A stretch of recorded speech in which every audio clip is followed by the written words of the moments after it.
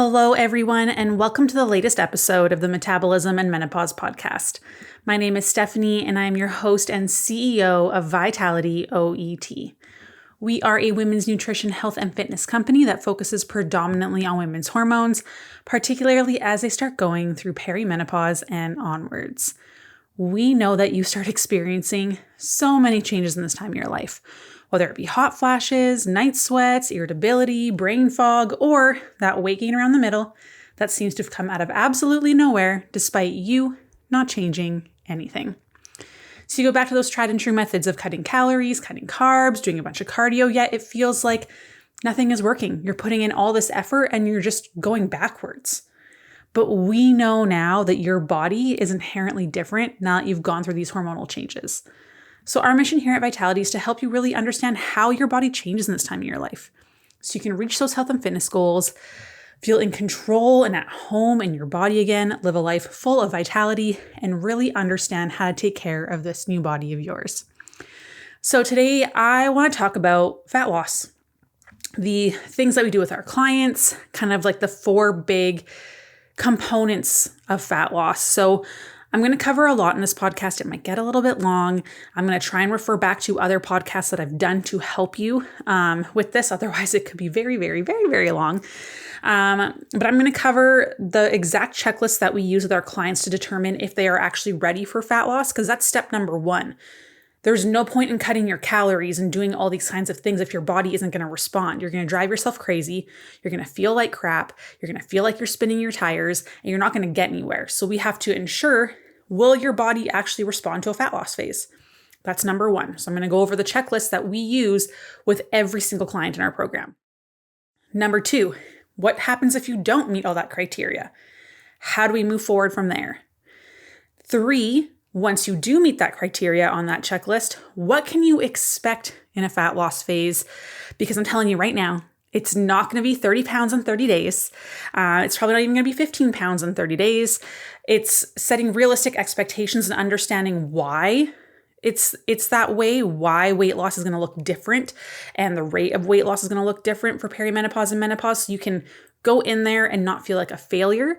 And then number 4, all the tips and tricks to really help you in a fat loss phase to make it more successful, to make it feel less torturous.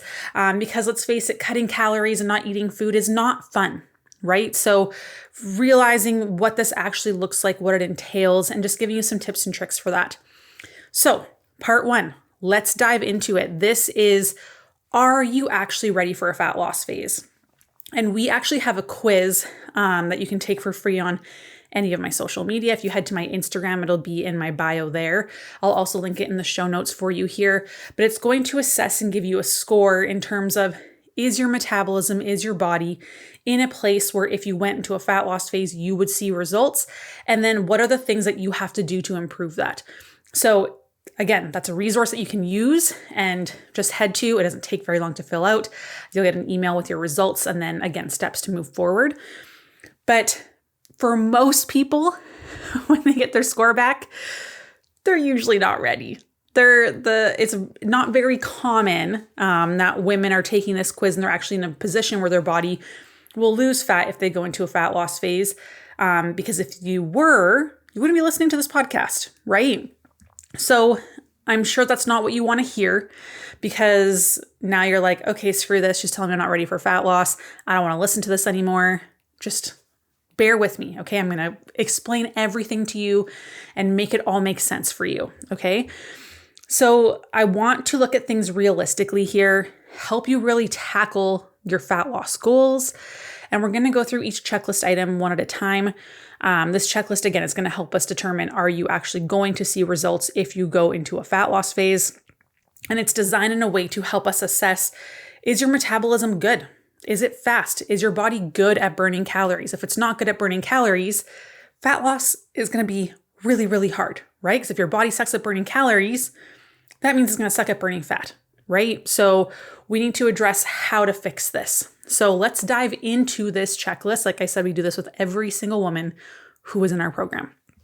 So number 1, digestion. Are you having regular bowel movements? This means, are you going to the bathroom daily?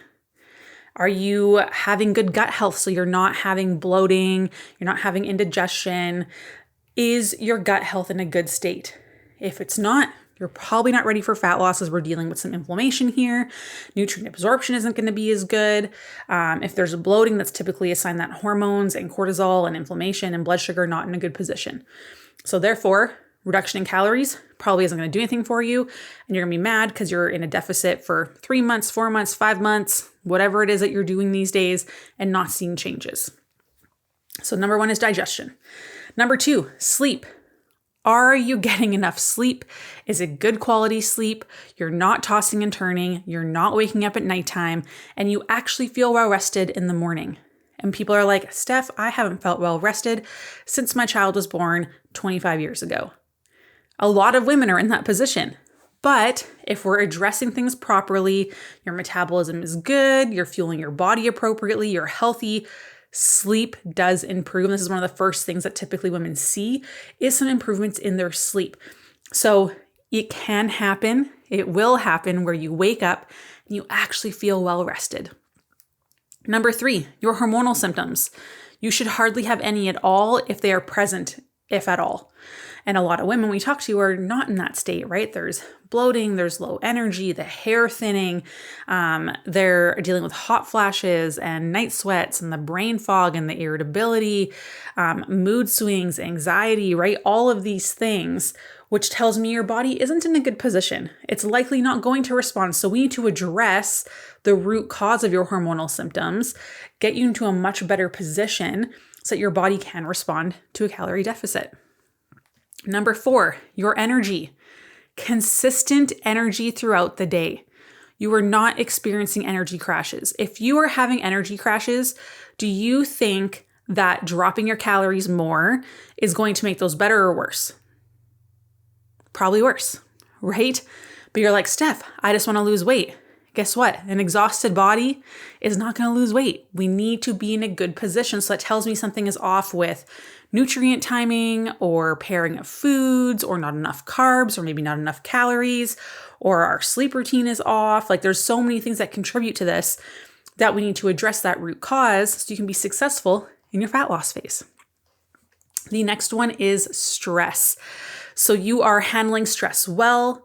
It kind of rolls off your back. We're not reactive and you're doing some sort of self-care daily. And this means maybe just coloring in a coloring book. Maybe you're doing some crocheting, some knitting, going for a very leisurely walk. Maybe you're just meditating or journaling or listening to a podcast while you're sitting outside in the sun with your feet in the grass, whatever that looks like. But just 5 to 10 minutes of self-care daily. Okay, this is a non-negotiable because when you go into a fat loss phase, that is a very stressful place for your body to be in. Cutting your calories is a stress on your body. During perimenopause and menopause, your body cannot handle as much stress. So if you aren't doing things to actively de-stress daily, you are not setting yourself up for success. We're going to see cortisol spike. There's going to be more inflammation, more bloating.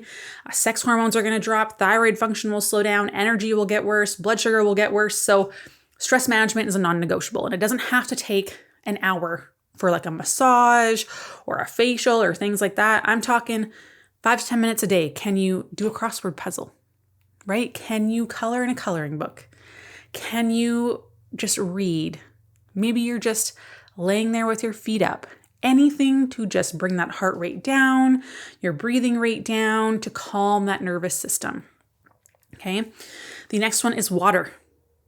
Everyone sucks at drinking water, right? So are you having enough fluids on a weekly and daily basis? Typically, this looks like your body weight in pounds, divide it by 2. That's how many ounces that you need to have in a day. I like to say at least a minimum of 70 ounces. Some people really struggle to get fluid in, but this also counts for, teas and things like that. Those fluids all count towards your fluid goals. The next one is your vegetables.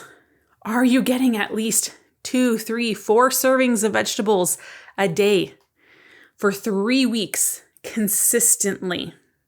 Okay, so this means every day for 3 weeks, you are having 2 to 5 plus servings of veggies a day.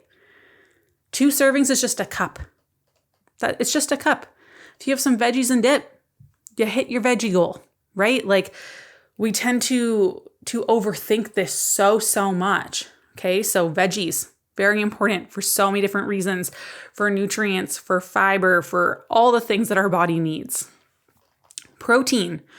Are you hitting your minimum protein goals for the week or for the day? And you're doing this consistently for at least 3 weeks. So are you hitting how much protein you need to have every single day for 3 weeks in a row?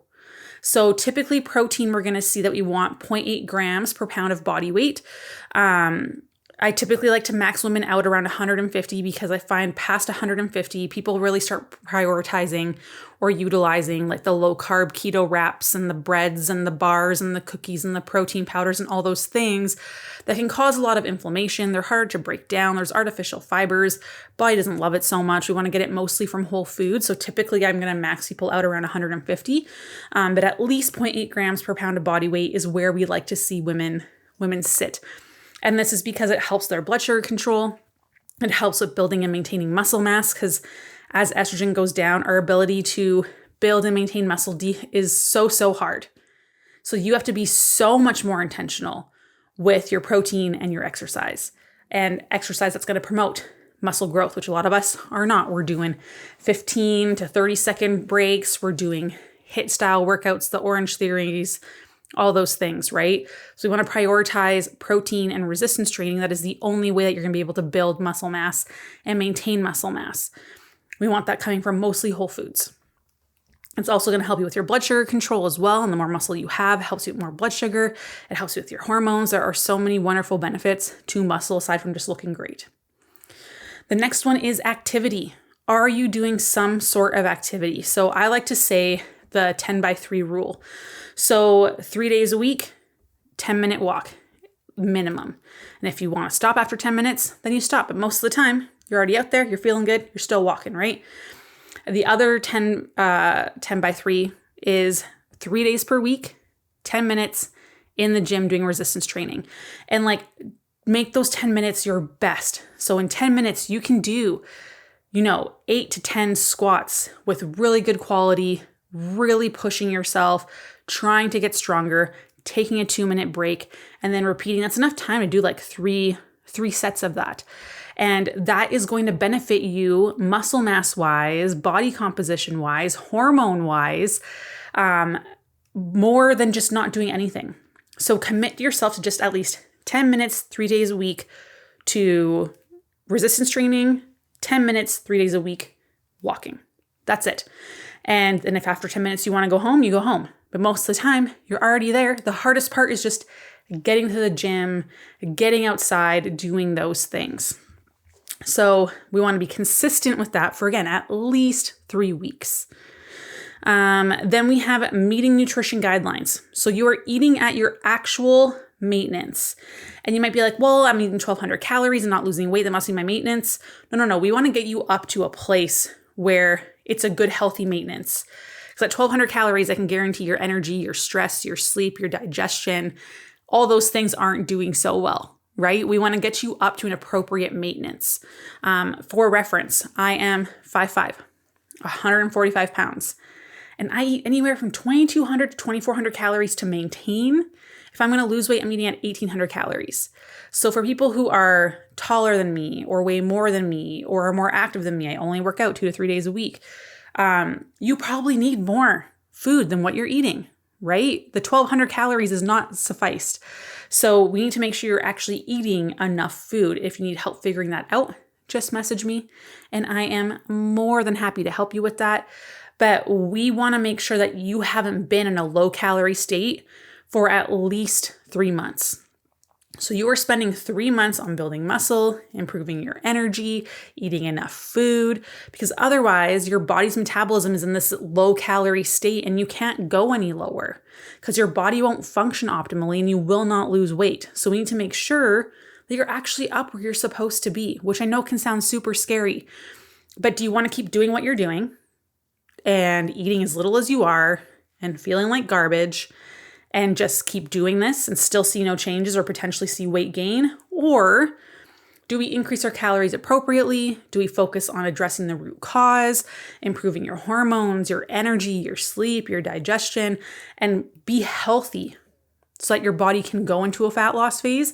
And that might take 3 to 6 months. right? Before you can actually go into a proper fat loss phase. And that doesn't mean you're not going to see changes. Doesn't mean you're not going to see improvements. Doesn't mean you're going to gain a ton of weight. If we're doing this slowly and we're doing this consistently and you're doing it the right way, you're going to see changes in your energy and your sleep right away. We're going to see changes in your hormone symptoms, your digestion. We're going to see you're able to put on muscle mass. You are going to see a reduction typically in your body fat percentage. The scale might go up a couple pounds, but guess what? If you're eating 1,200 calories versus 1,800 calories, and that 1,800 calories is coming from more whole, dense foods, you have more food in your digestive system. Of course, you're going to weigh a couple pounds heavier. But is the thought of gaining like 2, 5, 8 pounds over the course of 6 months too big of a detriment to you that you don't want to spend those 6 months potentially gaining a few pounds and then being able to actually get to your goal and feeling good? Or would you rather stay where you are, continue to struggle, continue to feel like garbage, not see changes, potentially see the scale go up anyways, and you're never going to get to your goal anyways? That's up to you. I can't make that decision for you. But you have to decide, is where I am and the fact that it's not working, would I rather just stay here? Or is the fear of gaining potentially 5, 7, 8 pounds over the course of 6 months, but addressing the root cause and looking better and having more muscle tone and getting leaner and feeling good and having energy and sleeping well and enjoying food again? Is that too scary that I would rather stay where I am? That's up to you. And then the last one is when we're working with clients, we like to see you have at least 2 meals per day planned out in advance so that we set you up for success, because you're not going to hit your protein goals on accident, especially when we're cutting calories in a fat loss phase. You're not going to meet your fiber goals. You're not going to meet your carb goals. Calorie goals will be tougher to hit. So there has to be some aspect of planning in advance. That's how our most successful clients reach their goals, is by doing some sort of planning. Like a financial plan, you're not just going to all of a sudden see $1 million in your bank account. You have to have a plan for saving and what that looks like, right? It's not just going to happen on accident. It's not how things work. So to re-list off those fat loss checklist items is good digestion, sleep is good, feeling well rested, getting enough sleep, huge reduction in hormonal symptoms if you have any at all. Energy is consistent with no energy crashes. We are actively doing de-stressing throughout the day, at least once a day, drinking enough water, having enough veggies, having enough protein, having your calorie goals hit consistently for at least 3 weeks in a row. And we've been out of a low calorie state for at least 3 months. So you haven't actively been on a diet or calorie reduction for 3 months. And you have some sort of meal planning done in advance. Doesn't have to be Tupperware containers or anything like that, but you have to have some sort of plan. We're not just winging it, okay? So if you have multiple of those, right, or you're missing a couple categories, you're not ready for a fat loss phase yet, right? You have the checklist on what you have to work on now. And how do we achieve those things? By eating enough food, having enough carbs, having enough protein.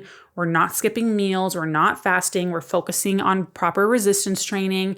We're getting enough water in. We're getting enough veggies. Like, you have your list of what you need right there. I literally just gave it to you. So if you need help figuring out what some of those categories look like how specifically in my situation am I going to avoid energy crashes? How specifically in my situation am I going to improve my sleep? How specifically in my situation am I improving my bloating? What about how many calories I need? How much protein do I need? Am I doing the right kind of exercise? Just book a consultation call or message me. I will help you figure this out for free. I do this for literally everyone. I say this on podcasts all of the time. Take advantage of it. There's no strings attached. I never bring up coaching, literally ever. I am giving you the answers to your problems because I'm tired of seeing people do things the wrong way and feeling like garbage and not getting anywhere. Okay, so that's number 1. How do we know if you're ready for a fat loss phase? So if you don't meet those items, what are you doing? I just talked to you about what that looks like. You're booking a call. We're helping you figure out what those action points are. And now number 3, let's say you do the things. You're actually ready. We give you the green light. Yes, you're ready for a fat loss phase. Awesome. All of you were like, yes, I'm finally here. I did it. I'm so excited. I put in the work. We're all waiting for this moment to go into fat loss, right? But then you're super mad when it's been 2 weeks and you haven't lost 8 pounds, right? Or you're like, oh, this isn't going fast enough. It's not working. No, it's working. You're losing fat, but it's just, you have to adjust your expectations as to what that actually looks like now. I've said this before, and I'm sure a lot of you have now experienced this, especially clients who have been in the fat loss phase. The fat loss phase isn't actually that easy. Okay, the reverse dieting phase is the easiest one. It can be tough fixing your relationship with food and being okay with eating more. But then you got so much more flexibility and you can have all the things that you like and you're feeling so good. But the fat loss phase that you're all so excited for, yeah, it's going to be work. It takes a lot more planning and it is more challenging and it is uncomfortable. So we want to go over here kind of what things that you should know and how to prepare for going into a fat loss phase if you're ready. Again, if you did not meet that criteria, take the free quiz or message me and I'll help you figure out your goals on how to get you to a point where your body will respond to fat loss, because I'm sure if you're listening to this podcast, your body is not responding to fat loss, right? Your body's not responding to the exercise and the calorie deficit that you were doing. So we have some work to do there first. So we fixed everything. We're good to go. Here are some of the strategies that can make fat loss a lot easier. Okay. It's still going to be challenging. Your calories are going to be cut, right? This is normal. It's not a fun time, but this is how it works, right? So one of the biggest things that we really want to prevent is feeling too restricted or too hungry for long periods of time, because otherwise you are going to feel desperate around certain kind of foods. Cravings can get pretty intense. And it makes it hard to want to stick to it, right? When you're hungry and you feel like you're too restricted, you're eventually going to fall off the wagon, right? It's happened to us multiple times, everyone listening. So the one thing that you can do is plan to fit in treats or little cravings intentionally. So you're not just like, oh, I want ice cream today, or I want ice cream right now. It's like, okay, I'm going to try and plan my day, pre-log. If you wake up in the morning, you're like, today I would love to go for ice cream with my kids. Awesome. Let's plug that into your MyFitnessPal earlier. Let's plan that out. And then we fill in the rest of your day backwards, right? So we can make sure you're still hitting your goals, you're not going over, and we're providing you with foods that are going to help keep you full throughout the day, and you can still enjoy that treat with your family, right? So the other thing here is also to make sure you have high volume foods. This is going to help you stay full and satisfied for longer when we're cutting your calories. So these are things like egg whites, very low calorie, very high in protein, will help you stay full longer. Oatmeal, does it have some calories to it? Yes, but it's packed with fiber. It digests quite slowly coming out of your stomach, so you'll be full for longer, which is really good. Same with potatoes. Those are satisfying, but they're also packed with fiber, which a lot of people are like, what? Yes, potatoes are really great for you. They also increase your serotonin levels, which is that feel-good hormone. So you're in a good mood. It helps you combat cravings. You're not as irritable. It's a good place to be. Salads and veggies are going to be your best friends. Always having veggies before you have your meal, whether that's like veggies and dip or you're having a little starter salad before, can make a huge difference in keeping you full without utilizing a ton of calories. Seafood, also lower calorie typically, higher in protein. You just got to pay attention to what kind of seafood that you're having, because some of it can be higher in fat and sneak up those calories. So you got to pay attention to that. Air pop popcorn, one of my favorite snacks. It's so good. And you want to make sure that you're just not depriving yourself as much as possible, right? So include small portions of foods that you're craving. Just make sure that you're still able to, make everything fit, but we're aiming for more whole foods than processed foods, because whole foods will digest more slowly, keeping you full longer. We're still prioritizing our protein, because when that hunger hits and you're in a calorie deficit, oh man, it is so hard to resist sometimes, especially when we're struggling with our estrogen levels, for example. Because estrogen, when it goes down, we find that food is less satisfying. We have more cravings. We struggle with blood sugar a little bit more. We're not finding food as satisfying. So still make sure you're enjoying some of those things, right? To curb those cravings and also make you not hate your life. But also we need to make sure that we're incorporating more protein, more veggies, more slower digesting whole foods to keep you full longer, because that'll help us with our blood sugar control and our estrogen levels as well. The next thing is planning and proactivity. It is so important when we don't have available calories to play around with, because like in a reverse diet where we have more calories, where we're increasing our calories slowly, we have wiggle room. We can do more spontaneous things, add a little bit of extra this, add a little extra salad dressing, whatever it might be, right? But now in a fat loss phase, you have less wiggle room. So plan for your protein first, always, because it's going to be the most difficult macro to hit. And if you're not getting enough of it, you're going to see muscle loss. We're going to find that we're not as full. We have more cravings. Our blood sugar is worse. We can have energy crashes. So we want to make sure that you're prioritizing protein. So protein should be the first thing that you're always planning for. Front load your day with protein. It makes it so much easier at the end of the day to make sure you're hitting your targets. Then after that, you can play with your carbs and your fats and see what you want to have, what keeps you full longer, because everyone will be a little bit different, right? The next one is increasing your step count. This is one of my favorite tools because we can increase our steps to help us increase calories out without causing us stress on our body, without seeing cortisol come up, without it seeing negatively impact our hormones, our sleep, our energy, digestion. Walking is great.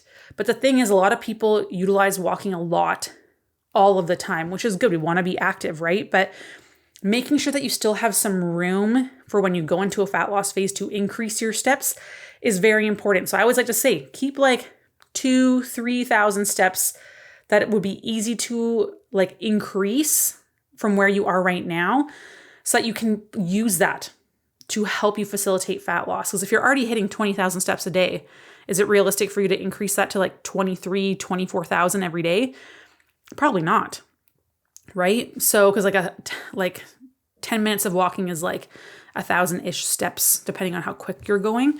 So like, if we're trying to increase it by a couple thousand, do you have room to go for a 20-minute walk every day or extend your activity by 20 minutes every day?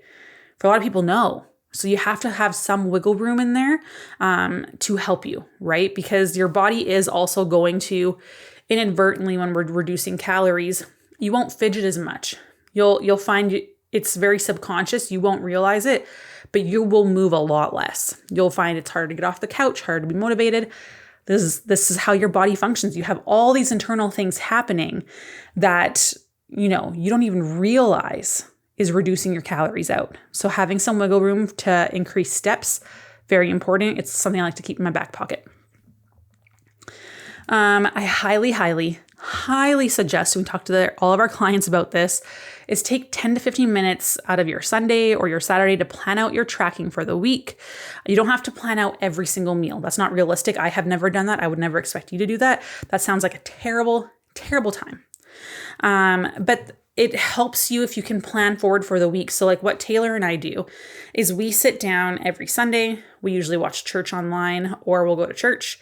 We'll come home and we'll do our little marriage journal where we do our check-in with each other. And then we do our meal planning for the week. We go over our schedules. Okay, Monday, who has what? Oh, I have a call late that night. Taylor's cooking. Tuesday, oh, he might have football, so I'm the one cooking. Or we made sure that he made enough leftovers Monday night so that we have food left over for Tuesday night, or whatever that looks like. But we go over, what do we have going on in our week?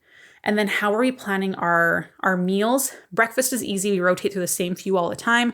Lunch is typically leftovers. And then dinner, supper, whatever you want to call it, is what we typically plan for. And then we'll buy some fruits, some snacks, stuff like that. Make our grocery list off of that and then go get groceries. And it makes our week so much easier, because you're going to have days where things are busy and you're tired, Or you're hungry because you're in a deficit and it's just so tempting to want to swing into that Taco Bell drive-through, right? Or wherever you're going. And like, if we're doing that often, it's enough to take us out of our deficit and not see changes. So by doing this, and I know I'm hungry, I'm like, hey, when I go home, I know what Taylor's cooking or what I'm cooking. I know we have the ingredients, and we might do some bulk cooking in advance. I will never, ever meal plan and put everything in Tupperware containers. That is not a way I want to live. And it's not realistic for me. And a lot of people also don't want to do it. And that's why there's so much pushback with meal planning and meal prepping, because people think that's what it is when it's not. So with this, it's like, okay, I know we're having chicken breast in our chicken tzatziki Greek bowls on Tuesday, and I know we're going to have quesadillas on Thursday. So on Sunday night, I'm just going to pop in like 6 chicken breast in the oven, and we can be watching Grey's Anatomy while that chicken is cooking, and then we chop it up and put it in a bag, and cool, awesome. Very easy to measure and weigh it out or pop it into the wraps or whatever we're having for the week, but we make things in advance. It makes it so much easier. So much easier. Or if we know we have a bunch of things coming up in the future, we'll make extra and then freeze the cut up chicken. So easy, so simple. So it doesn't have to be complicated. So doing some sort of planning can go a very, very, very long way. The other thing to note is you will be hungry, and that is normal because you're eating less than usual, right? So we need to make sure that you aren't here for a very long time. You need to remind yourself there is always an exit plan. Right? If you're going into a calorie deficit and you're reducing your calories, you're on a quote unquote diet, there has to be an exit date. There has to be an end date. For some people, we might do 4 weeks of a deficit, bring you up for a week, bring you back down. For other people, we might do a longer fat loss phase for 12 weeks, and then every 7, 8, maybe every 10 days, we'll do refeed days for 3 days and bring you back down. Like, there's so many strategies to help, but it's going to depend a lot on your lifestyle and how your body responds. How quick is your metabolism to adjust to things?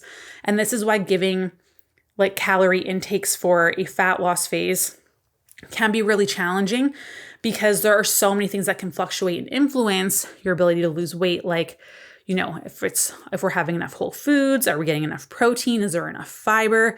Is it fiber from a keto bar, or is it fiber from an apple? 2 very different things. So there's a lot of different strategies to approach fat loss and what that looks like. But remember, this is a short period of time. You can do it. For myself, I cannot do a fat loss phase for longer than 6 to 8 weeks at a time, because I start losing motivation. I start fluctuating in my calorie intake, and I'm bringing myself out of my deficit anyways.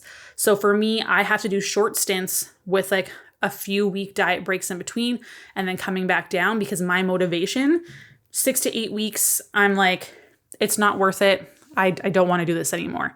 So, and that's normal, but you have to learn what's going to work for you and your body and what your body's going to respond to. And this is why when we're doing fat loss phases with our clients, we always say the first fat loss phase is always a trial. We are seeing, how does your body respond? What tactics work best for you? When does motivation start to wane?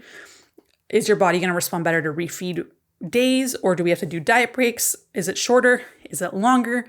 So there are so many things to consider and play around with, but you don't want to change everything at once, because then we don't know what is your body responding best to.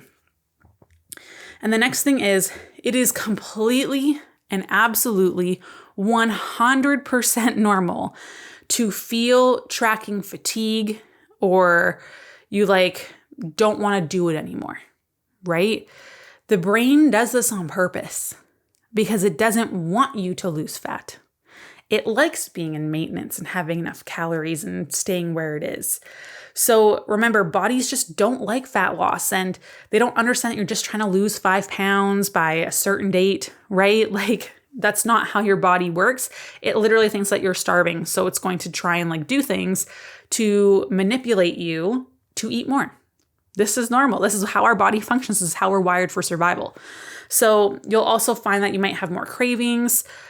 So if you are working with a coach, make sure you're talking to them about that. But there are different ways to, again, prevent this from happening, be proactive about it to set you up for success.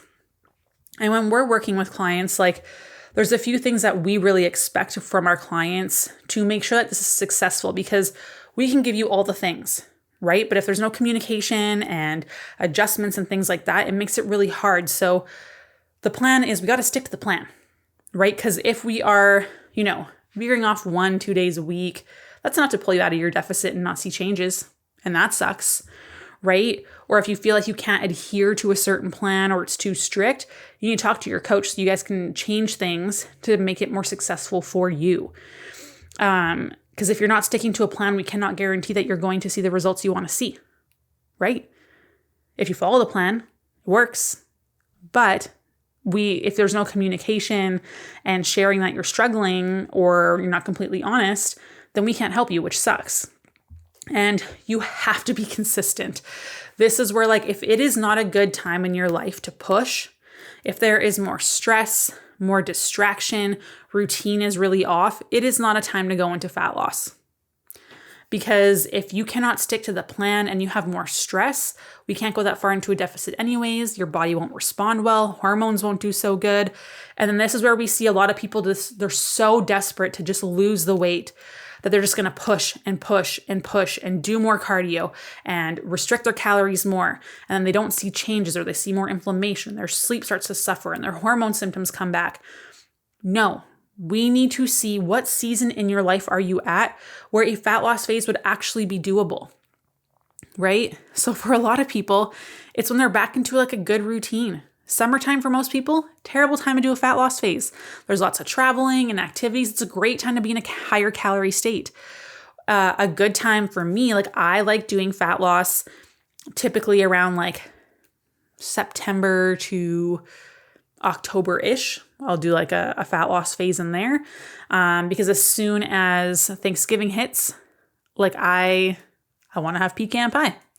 That has a lot of calories, not conducive to a fat loss phase, right? And I want to enjoy Christmas and things like that with my family. And then a great time for me to do fat loss is early spring, late winter. So from January to May, that is a non-issue for me. I can go through a longer fat loss phase, take a lot of diet breaks because I'm in a better routine. I don't have too much stuff coming up.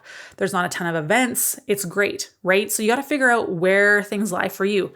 For some people an accountant, we have one accountant that's in our program, and she loved doing her fat loss phase in accounting season because it was routine.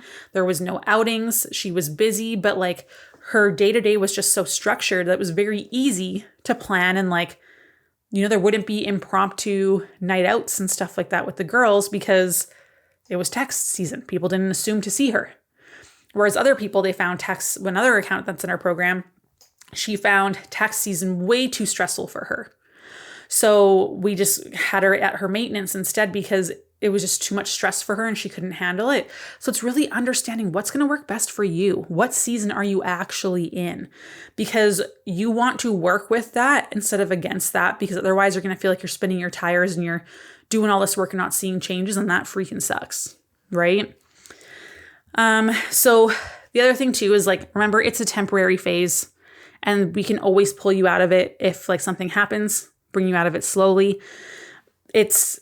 You have to be able to keep focused. It's a short period of time. If you can't, that tells you you're probably not in the right season to be doing this.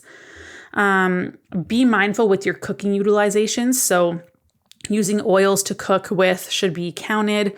Don't forget about your liquid calories. So if you're drinking sodas and things like that, important to be mindful of. And then if stress just pops up, it's a time to pull back, right? The other thing too is alcohol. Keep in mind, alcohol will slow down your fat loss efforts. So if you can, in a deficit, we highly recommend cutting it out if you can, or be super incredibly moderate about your intake, because when we see alcohol intake, especially with women in perimenopause and menopause, are a lot more sensitive to it. So you're going to see more fluid retention for up to 3 days after having alcohol. And this is with as little as 3 drinks per week, believe it or not. We're going to see more fluid retention, which will obviously result in the scale going up. We're going to see your cortisol levels increases impulsivity in your brain. So a lot more tough to stay focused and on track.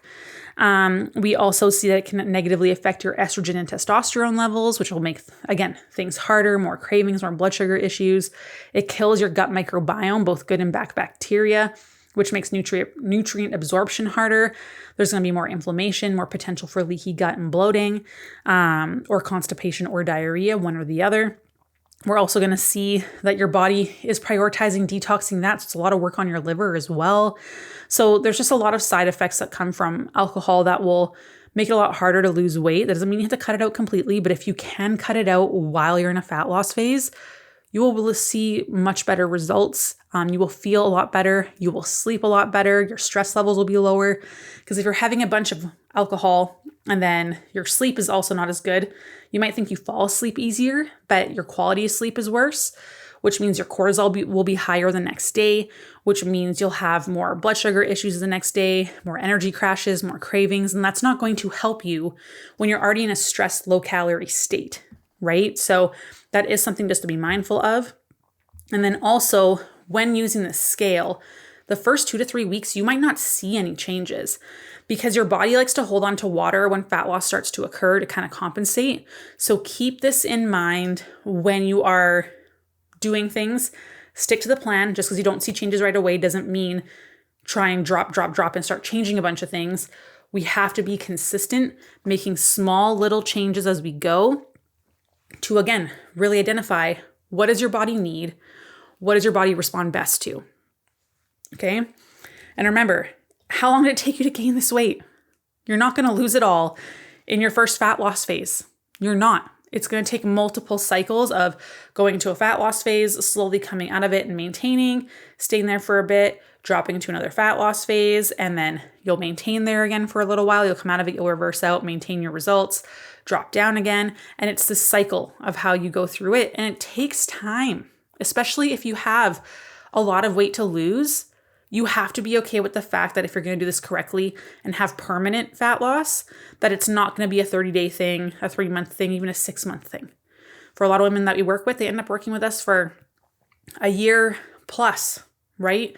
Where they learn what's going to work best for them for fat loss after doing a couple cycles with us, so they feel confident doing it on their own, because it is going to take time to achieve the results that you want. The other thing too is stress. I cannot stress this enough. Fat loss phases are a stress on your body. And when estrogen goes down, we don't have that hormonal stress buffer. So before you could handle a 9 out of 10, before we saw cortisol go up and, tank our hormones and our blood sugar control going to crap and our thyroid function going down and our body getting crappy at burning calories, our gut health getting worse, more bloating, more inflammation, worse energy, more crashes, poor sleep, poor liver health.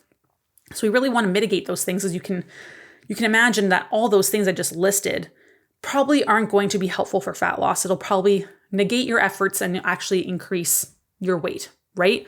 So your body, again, doesn't know the difference between intentional weight loss and like famine or, whatever zombie apocalypse that we're dealing with right now, right? So we need to realize that we really have to focus on stress management, because now that estrogen goes down, we can only handle a 5 out of 10 before all those things I listed start to happen. So we tend to push because we're not seeing the results that we want, when you're just making your cortisol go higher and it's negatively affecting your ability to lose weight. So we need to really focus on stress management. It's so key and so important for fat loss. If you are not utilizing stress management, you are setting yourself up for failure or serious weight regain afterwards, which again, we don't want. We want permanent fat loss. So make sure that you are getting enough rest. Without adequate sleep, you are basically screwed. So women, there was a study that just came out not that long ago, like 2 months ago now, that took 2 groups of people, and one group got 5.5 hours of sleep. One group got 8 hours of sleep. Calorie deficits were the same. The group that had only 5.5 hours of sleep lost less fat, lost more muscle mass, which would slow down their metabolism, and they saw an increase in their hunger hormones. So they had more cravings and things like that, making fat loss a lot harder. Just not sleeping alone resulted in less fat loss and more muscle loss. We don't want that. because that's going to increase your body fat percentage when you're losing muscle. It's going to slow down your metabolism, so your body's worse at burning calories. You're going to have worse blood sugar control. You're going to have more cravings, more energy crashes. That's not going to help you lose fat, right? That's not what we want. Next thing is taking walks throughout the day to get those steps up. Very important. It'll help you with your circulation, your blood pressure, your bloating, your digestion, and again, help you with the calories out, because we inherently just start to like fidget less and things like that when we're in a deficit. Make time for self-care, whatever that looks like for you. So again, that could be the coloring books, that could be the knitting, that could be the crocheting, having a cup of tea outside with your feet in the grass, whatever that might be. Try to limit or omit electronics 1 hour before bed, or if you are watching TV or on your phone, wear blue blocker glasses to help you bring your cortisol levels down, which allows melatonin, your sleepy hormone, to come up. Having a bedtime snack before bed, actually, that has carbs and protein can do wonders for your sleep. Typically avoiding fruit because that digests a little bit quicker. But some of my favorites are oatmeal with protein powder, higher protein yogurt, with some granola, popcorn, and a turkey pepperoni stick is my go-to, my favorite. Toast with peanut butter or toast with egg. You can make those little protein balls that are really good with like the oats and the nut butters and things like that. Having just that little snack an hour before bed, it's crazy because carbs bring cortisol down. If cortisol comes down, melatonin, your sleepy hormone, can come up. The higher fiber in those carbohydrates will also help you stabilize your blood sugars through the nighttime, because if we're not getting enough food in, our blood sugar is going to drop. And when our blood sugar drops at nighttime, cortisol comes up, it breaks down muscle mass, takes it to your liver turns into sugar, dumps it into your bloodstream to give you energy. But when that cortisol comes up at nighttime, that's what wakes you up between 1 a.m. and 4 a.m. in the morning. So have a bedtime snack, stick to it for a couple weeks. This has been one of the big game changers for our clients that everyone does. It's phenomenal how well this works.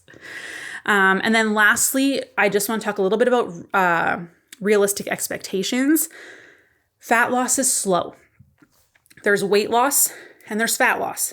Weight loss is just total number on the scale. So you can be losing this from decrease in bone density. You could be losing this from being dehydrated. You could be, less food in your bowels. This could be fat mass. This can be muscle mass, which we don't want to lose. It could be cutting off an arm. That's weight loss.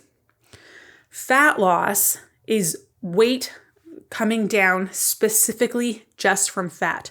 So would you rather see 3 pounds lost in a week and have half of that, like 1.5 pounds, be fat and 1.5 pounds be muscle? So your body fat percentage is actually the same, knowing how hard it is and how hard you have to work to put on muscle mass. And that muscle burns more calories at rest. It helps with your blood sugar control. It helps you look fit and toned. We don't want to be losing that, right? So would you rather see 3 pounds lost on the scale or 1.5 pounds lost on the scale, but that 1.5 pounds is purely just fat versus you lost the same amount of muscle and fat? The 1.5. So rate of fat loss specifically in perimenopause and menopause, because muscle mass, our body is it's so much more likely to break down muscle from everything that's happening hormonally, plus nutrition choices and exercise choices and things like that. We want slower fat loss. We want the scale to drop more slowly to preserve as much muscle mass as possible. So the average weight loss for women in perimenopause and menopause, which they hate to hear, hate it, is about 0.5 pound to 1.5 pounds a week. And everyone starts freaking out. Oh my gosh, it's going to take me like years to get to where I want to be. This is not going to work. I don't want to do this, right? That's what you think. But you'll lose so much more inches because you'll look lean and fit and toned. Women send me pictures of who they want to look like. And I'm like, hey, that person has a lot of muscle mass. You don't want to lose muscle mass. So we have to do slower fat loss, slower weight loss, so that you are preserving as much muscle as possible to look fit and toned, because otherwise you hit this number on a scale, you don't look the way that you want to look anyways. So being realistic that with the hormone changes that you've experienced, your past dieting history, your metabolism, it's going to be a slower rate of fat loss, which is a good thing. And we are focusing on your health for permanent fat loss, because otherwise, if we're losing a bunch of muscle mass, weight regain is very, very likely. The risk increases substantially, and we don't want that. We want permanent fat loss. And this is how you do it when you're in perimenopause and menopause. Reminder, this can happen as young as 35. Our hormones start to change. So you need to set yourself up for success long term. So some action steps here are go through that fat loss checklist again. Most of you are probably not ready for fat loss. You can take that free metabolism quiz that assesses where your metabolism is, steps to take, or you can just message me, email me, however you prefer. If you are doing it that route, it might just take a little bit longer for me to respond, because I do get a lot of messages of women taking advantage of that, which is great and I love it. I'm never ignoring you. Just know that I will always get back to you no matter what. But the step number 1 is let's get your body to a spot where fat loss is even possible. Okay, so we're healing our hormones, our metabolism, setting it for success. Once we reach that, then we'll talk about the fat loss steps. Okay, if you think you are actually ready for a fat loss phase, message me and I can help you troubleshoot and ensure that you are in fact correct, so you're not wasting your time over this next 6 months trying to lose weight and then not seeing changes. So I hope this was helpful. Take the quiz, message me. I am always, always, always more than happy to help. Make sure that you subscribe, because many of you are not subscribed. Share it with your friends so we can help more women all over the world. I love you so much, and I will talk to you soon. Bye.